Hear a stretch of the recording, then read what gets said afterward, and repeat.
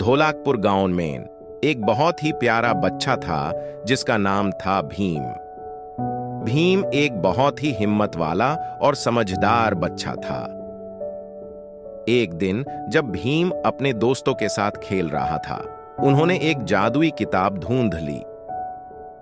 इस किताब में लिखा था कि एक जादुई दुनिया है जो किसी भी इंसान को देखने की ख्वाहिश पूरी कर सकती है।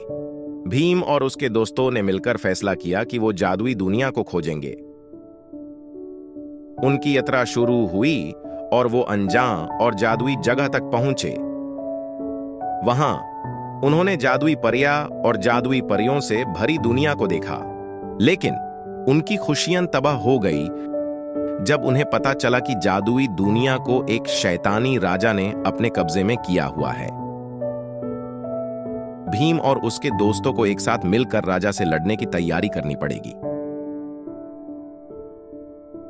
उनकी हिम्मत और कोशिशों का सामना करके भीम ने दिखाया कि दोस्ती की ताकत सब कुछ जीत सकती है। आखिर में उन्होंने शैतानी राजा को हराया और जादुई दुनिया को आजादी दिलाई। इस कहानी से बच्चों को दोस्ती, हिम्मत और टीम वर्क की महत्व के बारे में सीखने को मिलता है।